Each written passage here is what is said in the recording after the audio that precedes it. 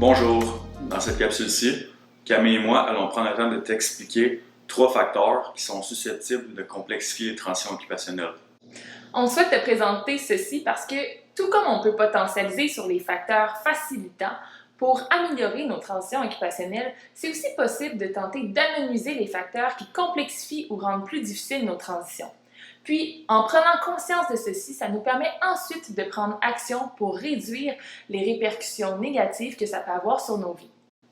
Premièrement, le fait de vivre plusieurs transitions occupationnelles en même temps a généralement pour effet de complexifier l'avènement de celles-ci ou encore de les rendre plus difficiles à vivre.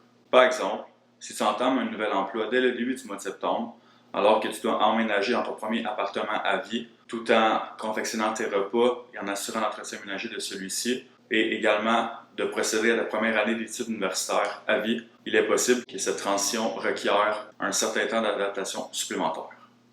Deuxièmement, le fait de ne pas avoir suffisamment d'outils ou de connaissances en lien direct avec la transition occupationnelle que tu vis peut venir complexifier cette dernière.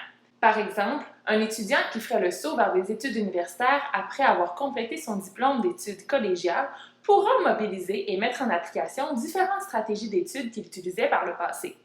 Par contre, pour une personne qui ferait le saut vers un parcours universitaire après avoir passé 10 à 15 années sur le marché du travail, il est possible que ce soit beaucoup plus difficile pour elle de se retrouver dans le cadre universitaire qui serait en soi très différent de son milieu de travail.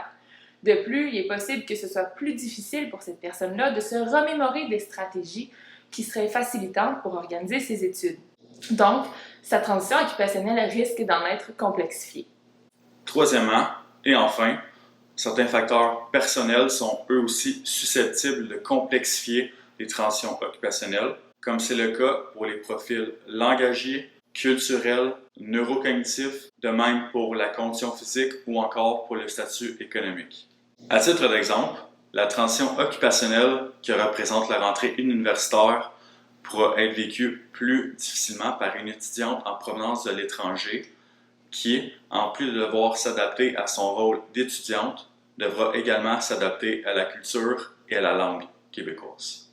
La transition occupationnelle, qui représente aussi la rentrée universitaire, pourra également être perçue plus difficile pour des étudiants universitaires de première génération, comparativement à d'autres étudiants qui, eux, peuvent se référer à des membres de leur famille ayant vécu la même expérience. En terminant, dans cette capsule-ci, on souhaitait te faire prendre connaissance des différents facteurs qui complexifient tes transitions occupationnelles. Ainsi, tu as pu voir que le fait de vivre plusieurs transitions en simultané, le fait de ne pas avoir suffisamment d'outils ou de connaissances en lien direct avec tes transitions, tout comme certaines caractéristiques personnelles, sont des facteurs qui peuvent venir complexifier tes transitions occupationnelles.